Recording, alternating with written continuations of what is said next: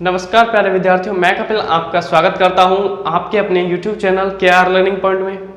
Friends, जैसा कि हम जो स्टडी कर रहे थे आपके चैप्टर नंबर 2 के बारे में, जो है अम्ल, क्षार एवं लवण।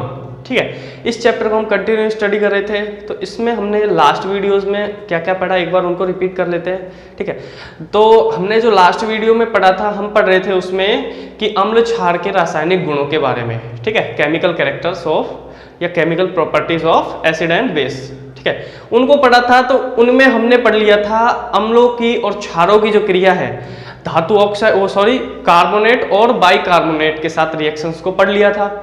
ठीक है, आज हम जो पढ़ने वाले हैं, जो आज की वीडियो है, इसमें हम पढ़ने वाले हैं आपके अम्लों की धातुओं के साथ क्रिया, धातु ऑक्साइडों के साथ क्रिया, तथा क्षारों की अधातु ऑक्साइडों के साथ क्रिया। और एक टॉपिक है आपका अम्ल क्षार अभिक्रिया या उदासीनीकरण अभिक्रिया क्या होती है। ठीक है, फिर हम इनमें समानताएं देखेंगे, अम्ल और क्षार में क्या क्या समानताएं होती हैं। ठीक है, तो अपना जो टॉपिक है पहला, वो है अम्ल क्षार अभिक्रिया या उदासीनीकरण अभिक्रिया। हेडिंग डाल लीजिए, अम्ल क्षार अभिक्रिया या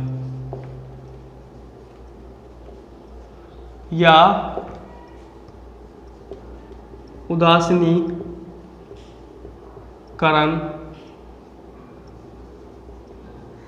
अभिक्रिया। हेडिंग डाल लीजिए, अम्ल क्षार अभिक्रिया या उदासीनीकरण अभिक्रिया। तो एक बार समझते हैं क्या होती है। देखो, उदासीनीकरण मतलब उदासीन। मान लो कि कोई दो पदार्थ है।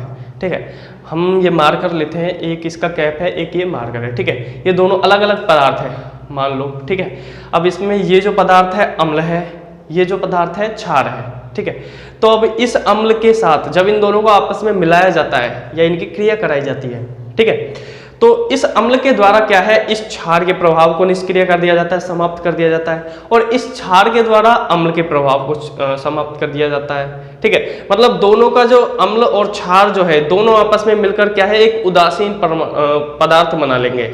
मतलब ये खट्टा है, ये कड़वा, ये दोनों मिलकर क्या है, एक बीच वाला पदार्थ बोल सकते हैं उसको, मीठा। ठीक है, मीठा पदार्थ बना लेते हैं। तो ऐसे ही रिएक्शन हो जाएगी। तो परिभाषा क्या हो जाएगी कि जब अम्ल और क्षार की आपस में परस्पर क्रिया कराते हैं तो उसके फलस्वरूप हमें लवण और जल प्राप्त होता है। ठीक है, क्या प्राप्त होता है, लवण और जल प्राप्त होता है। तो ऐसी अभिक्रियाओं को हम क्या कहते हैं, अम्ल क्षार अभिक्रिया या उदासीनीकरण अभिक्रिया कहते हैं। ठीक है, तो एक बार परिभाषा हम लिख लेते हैं। जब अम्ल व क्षारकों की आपस में परस्पर क्रिया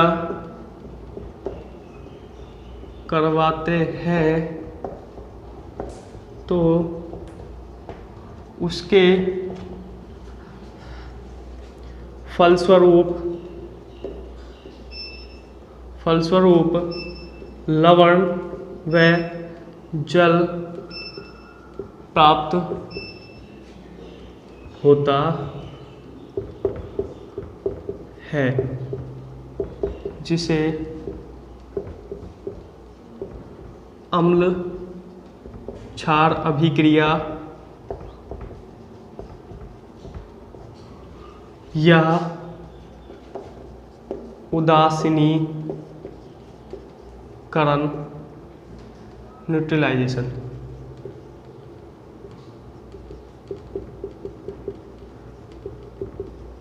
रिएक्शन कहते हैं। ठीक है, अर्थात क्या है कि अम्लों के द्वारा क्षार के प्रभाव को और क्षार के द्वारा अम्लों के प्रभाव को निष्क्रिय कर दिया जाता है। क्लियर, एग्जाम्पल लिख लें, इजी। जब अम्ल की क्रिया, पहले शब्द समीकरण के रूप में लिख लें, अम्ल क्षार, ठीक है, क्या बना, लवण प्लस जल। अब अपन एग्जाम्पल के रूप में ले लेते हैं। ठीक है, तो एग्जाम्पल के रूप में ले लेते हैं हम अम्ल। आपको बता दिया है मैंने अम्ल कौन कौन से होते हैं और क्षार कौन कौन से होते हैं। तो हम अम्ल ले लेते हैं जो आपका नॉर्मली किताब में बुक में आ रहा है, ठीक है, एग्जाम्पलों में सभी में लिया जाता है, जिससे आपको ध्यान रहे, और कुछ अलग भी ले लेंगे हम, ठीक है। तो अम्ल के रूप में ले लेते हैं हम HCl को, ठीक है, हाइड्रोक्लोरिक अम्ल। इसकी क्रिया कराते हैं हम क्षार से NaOH। अब यहाँ पे आपसे एक बात मैं पूछूं कि इनमें से कौन सा प्रबल अम्ल है और कौन सा प्रबल क्षार है, मतलब कि HCl जो है ये प्रबल अम्ल है या दुर्बल अम्ल है, और क्षार जो है प्रबल क्षार है या दुर्बल क्षार है। तो आपको पता होना चाहिए कि HCl जो है ये प्रबल अम्ल होता है और NaOH जो है ये प्रबल क्षार होता है, ठीक है। ये मैंने आपको पढ़ा दिया है। आप इस चैप्टर की पहली वीडियो जो है, पहली और सेकंड वाली जो वीडियो है, उसमें आप जाके देख सकते हो, उसमें आपको ये मिल जाएगी, ठीक है। इनके बारे में मिल जाएगा कौन कौन से प्रबल अम्ल होते हैं, कौन से प्रबल क्षार और दुर्बल अम्ल और दुर्बल क्षार होते हैं, ठीक है। तो प्रबल अम्ल मतलब HCl अम्ल और NaOH क्षार की जब क्रिया कराई तो क्या बना, लवण बना यहाँ पर NaCl, सोडियम क्लोराइड है ना, इसका रासायनिक नाम होता है। देखो अभी आपको रासायनिक नाम समझ नहीं आएंगे, आपका जो कार्बन वाला चैप्टर है उसमें शायद ये आपको पढ़ने को मिले कि किस प्रकार हम रासायनिक नामों को, इनके रासायनिक नामों को बोलते हैं, जानते हैं, ठीक है। क्या बनेगा, लवण और जल बनेगा, ठीक है, H2O। समझ आया। नाम लिख लेते हैं, हाइड्रोक्लोरिक अम्ल। भौतिक अवस्थाओं को लिखना चाहे तो ये होता है एक्वस सॉल्यूशन रूप में, जलीय विलयन के रूप में। ये भी सोडियम क्षार है, ठीक है, जलीय विलयन में ले रहे हैं तो ये भी क्या बनेगा, NaCl एक्वस, और ये लिक्विड, ठीक है। ये बन जाएगा आपका सोडियम क्लोराइड,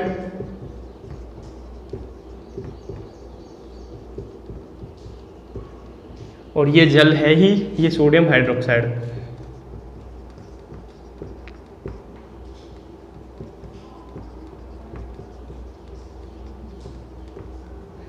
ठीक है। तो अम्ल और क्षार की जब क्रिया कराई तो क्या बना, लवण और जल। और ये रिएक्शन कैसी है आपकी, उदासीनीकरण या अम्ल क्षार अभिक्रिया है। क्लियर है। एक बार देखिए जल्दी से, फिर हम नोट में लिखेंगे कि जब प्रबल अम्ल, अब देखो ये तो प्रबल अम्ल और ये प्रबल क्षार है, ठीक है। तो जब प्रबल अम्ल और प्रबल क्षार की क्रिया कराते हैं और दुर्बल अम्ल और दुर्बल क्षार की क्रिया कराते हैं तो कौन से लवण बनते हैं, प्रबल अम्ल और दुर्बल क्षार की क्रिया कराते हैं, प्रबल दुर्बल की कराएंगे तो कौन सा लवण अम्ल बनेगा, ठीक है, वो हम देखने वाले हैं। ये एक बार देखिए जल्दी से,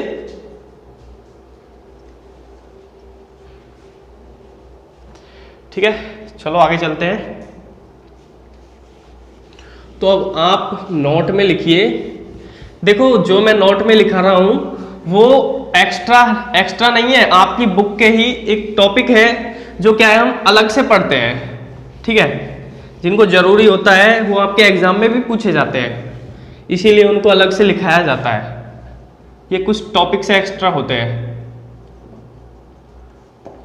ठीक है। तो आप एक नंबर में लिखेंगे, सीधा हम थ्योरी में लिखते जाएंगे। तो एक नंबर में लिखेंगे कि जब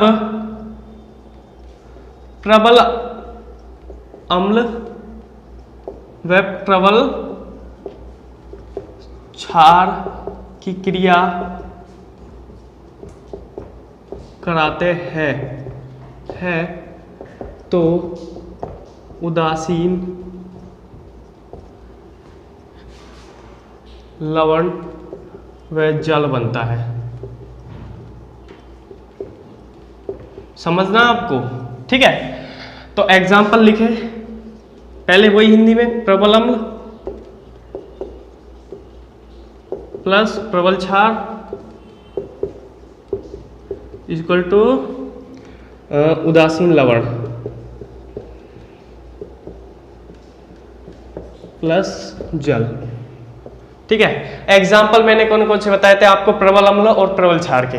अब देखो एक बार फिर से रिपीट कर रहा हूं, प्रबल अम्ल होते कौन कौन से, एक तो HCl है, एक H2SO4 है, KOH है, ठीक है। ये आपके HClO4 है, ठीक है। और बाकी इसके अलावा कुछ और भी हैं, ठीक है, हमको जो पढ़ने हैं यही है। तो ये क्या है, आपके प्रबल अम्ल होते हैं, ध्यान रखना है, ठीक है। प्रबल क्षार की बात करें, प्रबल क्षार होते हैं आपका NaOH और KOH, ठीक है, ये क्या है, प्रबल क्षार है, क्लियर है, ठीक है। और दुर्बल अम्लों की बात करें तो दुर्बल अम्ल हो जाएंगे आपके जैसे CH3COOH, ठीक है, और HClO4 ये तो है ही है, ठीक है, CH3COOH। बाकी आपका लैक्टिक अम्ल है, लैक्टिक अम्ल है, पायरुविक अम्ल है, ये सभी क्या है, दुर्बल अम्ल होते हैं, ठीक है। दुर्बल क्षार की बात करें तो दुर्बल क्षार आपका होता है, देखो जैसे जितने भी ये हैं CaOH का होल ट्वाइस, MgOH का होल ट्वाइस, NH4OH, ठीक है, ये सभी क्या है, देखो ये प्रबल अम्ल है, प्रबल अम्ल, ये प्रबल क्षार है, ये दुर्बल अम्ल है, ठीक है, ये दुर्बल क्षार है। तो आपको ये बात ध्यान रखनी है, अभी इन्हीं के बारे में हम पढ़ने वाले हैं, इन्हीं में से हमको एग्जाम्पल लेने हैं और यहाँ पर रिएक्शन दर्शानी है, ठीक है। तो अब अपना एग्जाम्पल है प्रबल अम्ल और प्रबल क्षार, क्लियर।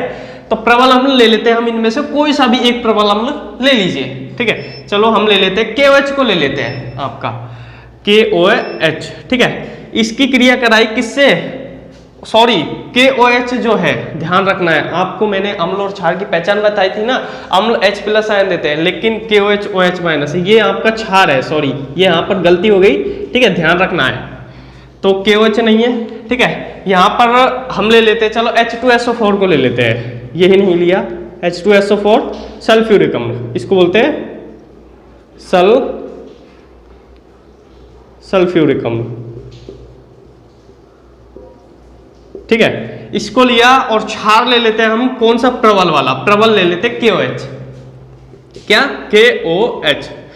तो यहां से ये जो K है ये SO4 के साथ जुड़ जाएगा और H अलग निकल जाएगा, ठीक है, क्या, H अलग निकल जाएगा, ठीक है, ये बात आपको ध्यान रखनी है।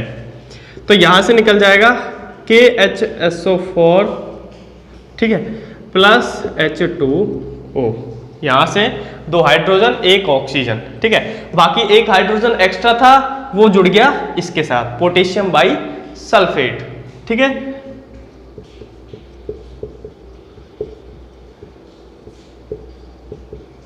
बाई सल्फेट, ठीक है, ये आपका जल है, ये पोटेशियम हाइड्रोक्साइड,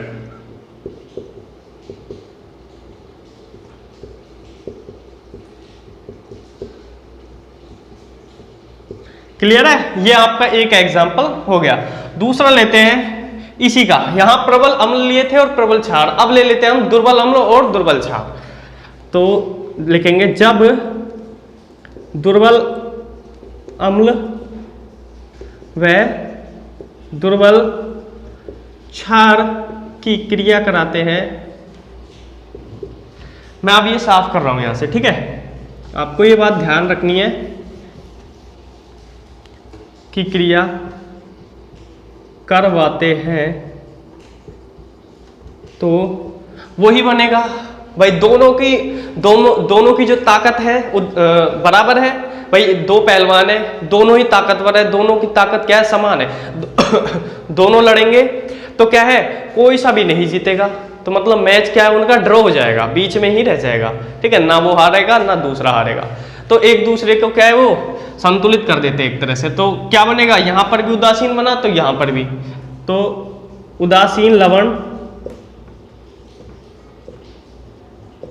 व जल बनता है, ठीक है। एग्जाम्पल लेते हैं, दुर्बल अम्ल प्लस दुर्बल क्षार इज इक्वल टू उदासीन लवण प्लस जल। देखो मैं आपको ये इसलिए करा रहा हूं क्योंकि 1 नंबर में आपसे पूछा जा सकता है कि किस प्रकार, कि बताइए कि जब प्रबल अम्ल और प्रबल क्षार की क्रिया करते हैं तो किस प्रकार का लवण बनता है। ठीक है, ठीक है, कि जब प्रबल अम्ल और प्रबल क्षार की क्रिया कराते हैं तो बनने वाले उत्पाद को बताइए वो किस प्रकार का होगा। ठीक है, तो वहां आपको ये बात ध्यान रखनी है, आपको ये तो पता होगा कि लवण बनेगा, लेकिन किस प्रकार का लवण बनेगा। जब आपसे क्वेश्चन पूछा जाए इस तरीके से तो आपको बताना है उदासीन लवण बनेगा। ठीक है, बाकी दो और जो तरीके हैं उनको मैं अभी बताने वाला हूं। ठीक है, एक बार इसको देखते हैं। दुर्बल अम्ल लेते हैं हम, कौन सा बताए थे मैंने आपको, चलो CH3COOH ले लेते हैं। ठीक है, और क्षार ले लेते हैं, आपका दुर्बल लेना है तो यहां से ले लेते हैं हम Mg ले लेते हैं। चलो ये नहीं लिया हमने, MgOH का होल ट्वाइस दुर्बल क्षार होता है। क्रिया कराई, क्या आया, यहां से Mg जुड़ जाएगा CH3COO के साथ। ठीक है, और H निकल जाएगा बाहर। ठीक है, और यहां पर ये जो रिएक्शन है यहां पर H नहीं होगा, पोटेशियम सल्फेट होगा, ये होगा, यहां पर H नहीं आएगा, ये यहां पर भी गलती हो गई, पोटेशियम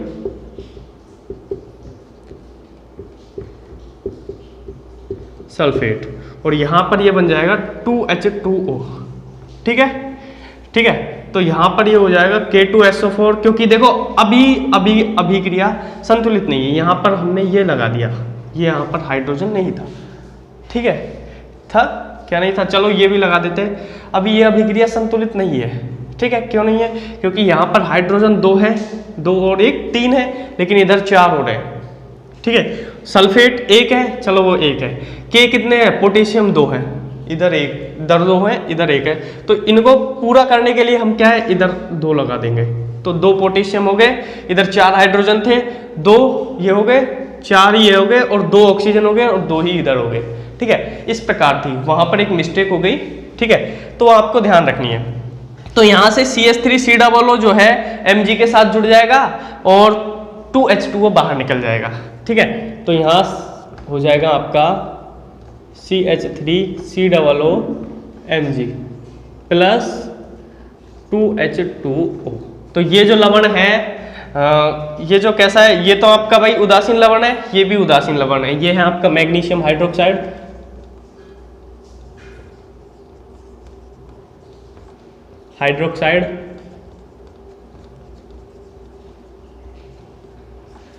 ये आपका है एथेनोइक अम्ल, मेथेनोइक अम्ल,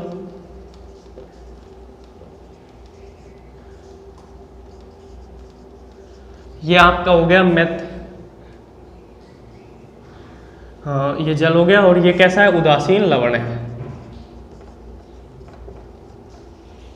ठीक है, ये आपकी 2 कंडीशंस हुई, बाकी 2 कंडीशंस को अभी देखने वाले, एक बार जल्दी से इनको देखिए, फिर हम नेक्स्ट आगे देखते हैं। ठीक है, देखा, नेक्स्ट आगे चलते हैं हम, नोट नंबर 3। ठीक है, तीसरा नोट क्या हो जाएगा, तीसरी कंडीशन क्या होगी कि जब प्रबल अम्ल हो और क्षार कैसा हो, दुर्बल। ठीक है, प्रबल अम्ल हो और क्षार कैसा हो, दुर्बल हो, तो उस स्थिति में जो लवण बनेगा वो कैसा बनेगा। अब ध्यान रखना, जो ज्यादा शक्तिशाली है वही जीतेगा। ठीक है, तो अम्ल कैसा होता है, अम्लीय होता है। कंडीशन क्या बता रहा हूं मैं कि जब प्रबल अम्ल हो और क्षार कैसा हो, दुर्बल हो, तो उस स्थिति में अम्ल जो लवण बनेगा वो कैसा बनेगा, प्रबल अम्ल जो है अम्लीय होता है, मतलब अम्ल की जो ताकत है वो अधिक है, तो बनने वाला उत्पाद जो है लवण जो है वो कैसा होगा, अम्लीय होगा। ठीक है, और जब प्रबल क्षार हो और दुर्बल अम्ल हो, ठीक है, तो वहां पर जो लवण बनेगा वो क्षारीय लवण बनेगा। ठीक है, ये 2 कंडीशंस है। तीसरी लिखते हैं, जब प्रबल अम्ल व दुर्बल क्षार की क्रिया करवाते हैं तो अम्लीय लवण, ये बात ध्यान रखनी है आपको, ये इसीलिए करा रहा हूं 1 नंबर में। यहां से ये जो 2 चरण में कराने वाला हूं, ठीक है, जो अब कराने वाला हूं इनमें से ज्यादा चांस है कि आपसे 1 नंबर का क्वेश्चन पूछ लिया जाए। ठीक है, तो ये ध्यान रखना है, अम्लीय लवण व जल बनता है। ठीक है, एग्जाम्पल, चलो अब शब्द समीकरण को हम छोड़ते हैं, आपको समझ आ गया होगा। ठीक है, तो सीधा एग्जाम्पल लेते हैं। प्रबल अम्ल कौन सा, प्रबल अम्ल बताइए। चलो HCl, H2SO4 इनमें से कोई सा भी ले लीजिए। तो हम चलो HCl ले लेते हैं, HCl। ठीक है, और दुर्बल क्षार के रूप में हम ले लेते हैं, ठीक है, Mg को ले लेते हैं, NH4OH को ले लेते हैं, ये नहीं लिया। ठीक है, NH4OH। अब यहां से निकल जाएगा आपका NH4Cl प्लस H2O। ठीक है, कैसा है, अम्लीय लवण। ठीक है, जल है, नाम क्या हो जाएगा, अमोनियम क्लोराइड।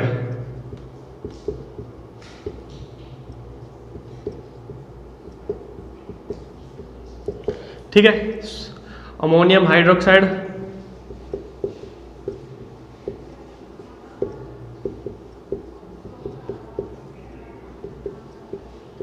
कैसा है, दुर्बल क्षार है, ध्यान रखना आपको, कैसा है भाई, दुर्बल क्षार। ये आपको नाम पता है, हाइड्रोक्लोरिक अम्ल लिख देते हैं।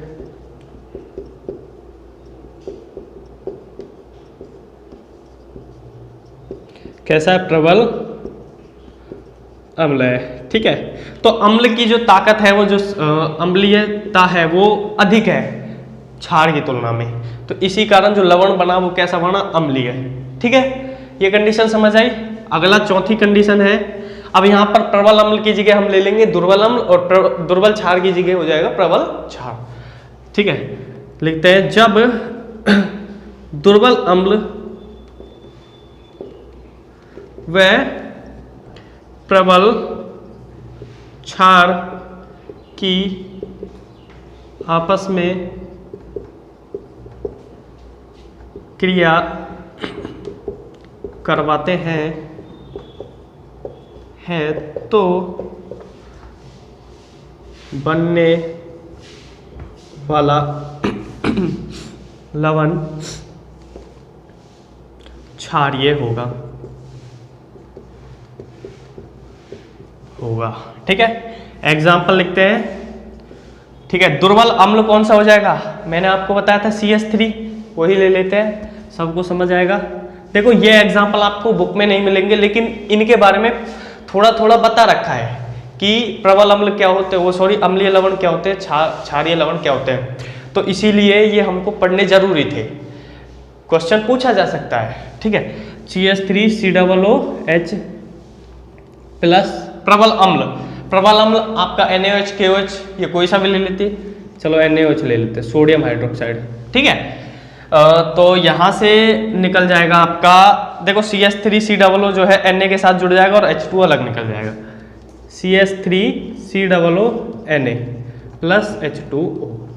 ठीक है, एक बात और, आप कंफ्यूज होंगे कि भौतिक अवस्था क्यों नहीं लिख रहे। देखो भौतिक अवस्थाएं यदि आपसे पूछे कि रिएक्शन में आप भौतिक अवस्थाओं को भी दर्शाइए, तो आपको वो लिखनी जरूरी है। यदि आपको नहीं दे कि भौतिक अवस्थाओं को के बारे में कोई कुछ भी नहीं पूछे, तो हमको कोई जरूरी नहीं है कि लिखें। यदि आपको आता है, समझ आ रहा है, भौतिक अवस्थाएं पता है उनकी, तो आप उनकी लिख दीजिए, और नहीं भी लिखोगे तो भी कोई दिक्कत नहीं है। ठीक है, तो ये ध्यान रखना आपको। ये कैसा है भाई, दुर्बल अम्ल। ठीक है, ये प्रबल क्षार, और लवण कैसा है, क्षारीय लवण। ठीक है, इसका नाम है सोडियम मेथेनोएट।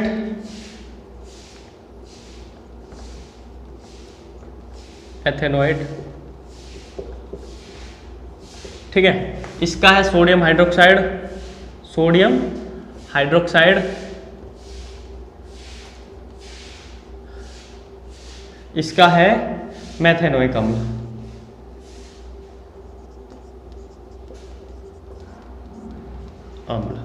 ठीक है, जिसे हम फार्मिक अम्ल भी बोलते हैं। इसका दूसरा नाम फार्मिक अम्ल भी है, ठीक है। फार्मिक अम्ल या मेथनोइक अम्ल किन में पाया जाता है? चींटी के डंक में पाया जाता है। ध्यान रखना, चींटी मधुमक्खी जो है इनके जो डंक हैं उनमें पाया जाता है। तो ये 4 कंडीशंस थी जो हमको पढ़नी जरूरी थी। ये देखिए एक बार जल्दी से देखिए, इसके बाद 2 टॉपिक हैं उनको और करते हैं, ठीक है। देखें, चलो आगे चलते हैं।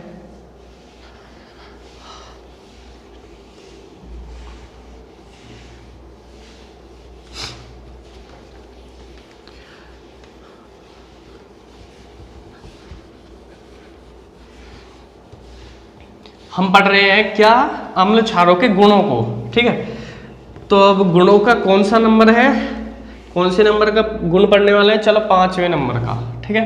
चौथा या 5वां कंफर्म नहीं है, लेकिन 5वां है, ध्यान रखना, ठीक है। तो अम्लों के साथ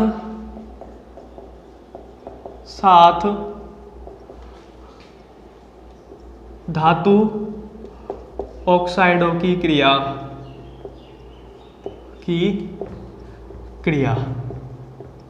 तो क्या होता है जब अम्लों के साथ धातु ऑक्साइडों की क्रिया कराते हैं तो क्या होता है?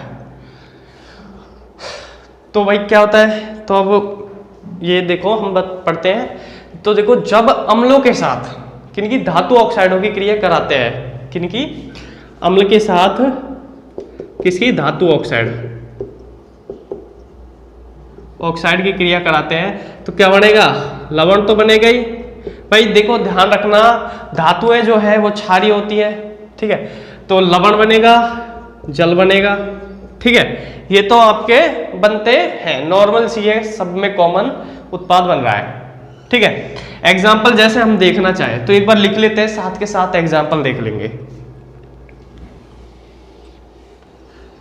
ठीक है। एक बात और ध्यान रखना, जब अम्लों के साथ धातु ऑक्साइडों की क्रिया कराते हैं तो बनने वाला धातु ऑक्साइड, ठीक है, बनने वाला जो लवण है या धातु ऑक्साइड जो है वो क्या है?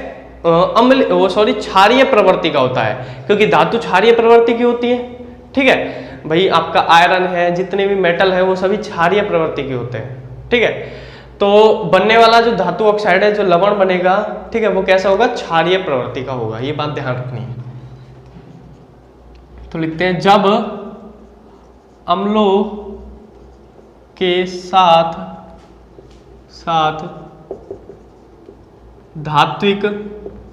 धातु या धात्विक ऑक्साइड एक ही बात है, धात्विक ऑक्साइडों की क्रिया कराते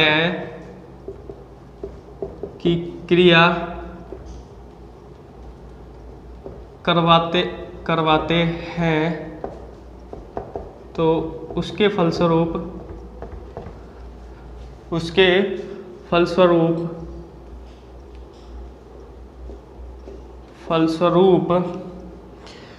लवण व जल बनता है। लवण व जल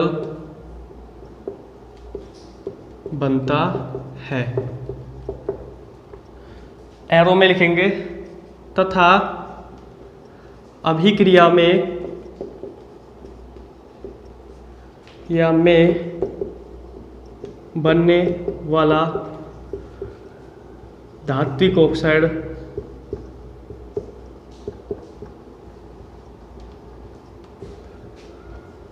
क्षारीय प्रवृत्ति का होता है। क्लियर? एग्जाम्पल लिखें तो अम्ल कौन सा? कोई सा भी ले सकते हो, यहां पर कोई कंडीशन नहीं दिया कि प्रबल लो या दुर्बल लो, तो कोई सा भी ले सकते हो। तो हम ले लेते हैं आपका अम्ल H2SO4 ले लेते हैं, ठीक है, सल्फ्यूरिक अम्ल। या आपकी बुक का भी एक एग्जाम्पल ले लेंगे। क्रिया किससे कराएंगे? धातु ऑक्साइड। तो अब धातु आपका देखो कॉपर, Mg है ना, देखो मैग्नीज, कॉपर है, मैग्नीज है, आयरन है, Ag है, Au है, प्लेटिनम है, ये सभी क्या है? धातुएं होती हैं, ठीक है। तो इनमें से कोई सा भी ले सकते हैं। तो हम ले लेते हैं, चलो CuO, कॉपर ऑक्साइड। देखो ध्यान रखना, ऑक्साइड में हमेशा ऑक्सीजन जुड़ी होती है, तो धातु के साथ क्या है? ऑक्सीजन का जुड़ना। क्या होते हैं कि भाई ऑक्साइड, अब हम इसको, कॉपर ऑक्साइड एक तरह से धातु है तो धातु ऑक्साइड बोल सकते हैं, कॉपर धातु है ना, तो आपसे पूछ ले कि धातु ऑक्साइड किसे कहते हैं, तो ऐसे यौगिक या पदार्थ जो जिसमें धातु के साथ ऑक्सीजन का संयोग रहता है, या धातु और ऑक्सीजन आपस में मिलकर क्या है, किसका निर्माण करते हैं, धात्विक ऑक्साइड। ठीक है, अब धातु के रूप में हम कॉपर ले रहे हैं तो कॉपर ऑक्साइड बनता है। ठीक है, तो इसके साथ ऑक्सीजन जुड़ जाएगी। ठीक है, एग्जाम्पल में हो जाएगा, क्या बन जाएगा यहाँ पर, तो यहाँ पर SO4 के साथ जुड़ जाएगा Cu। ठीक है, और H2O निकल जाएगा। क्या हो जाएगा, CuSO4 प्लस H2O। क्लियर है। तो ये जो बना आपका लवण है कॉपर सल्फेट,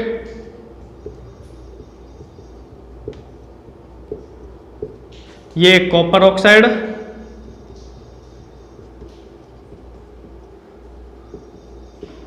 एक तरह से धात्विक ऑक्साइड है, ये सल्फ्यूरिक अम्ल है।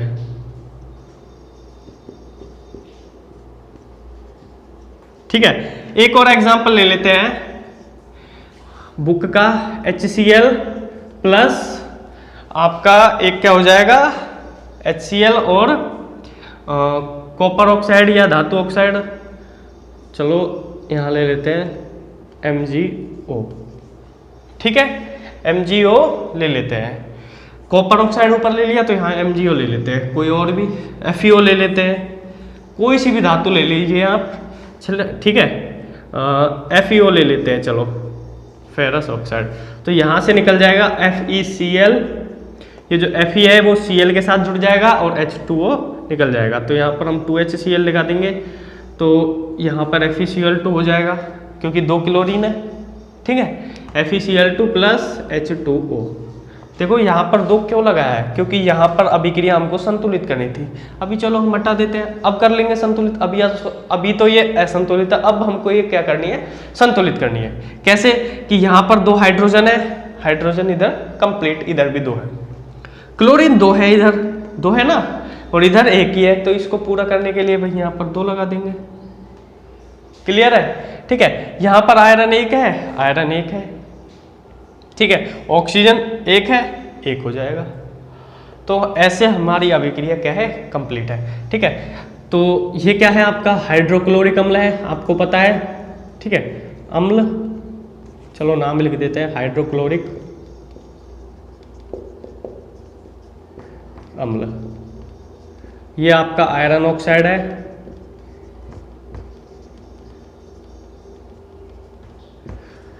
आयरन क्लोराइड,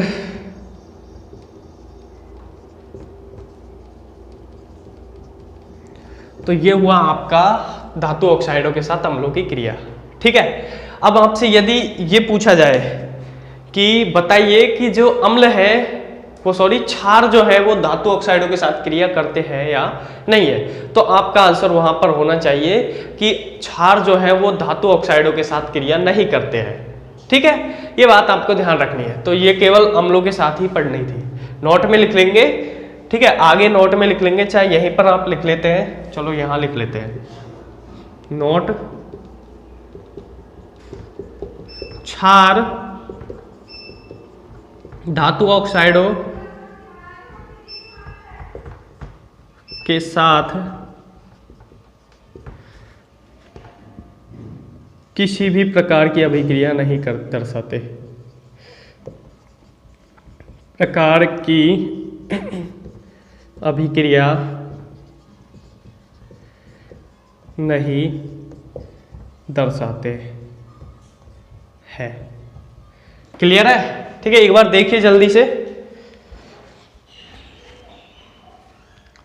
ठीक है दोस्तों, तो आज की क्लास में हम इतना ही पढ़ते हैं। नेक्स्ट जो पढ़ेंगे अगली क्लास में हम पढ़ेंगे क्षारों की अधातु ऑक्साइडों के साथ क्रिया और क्षारों और अम्लों में समानताएं।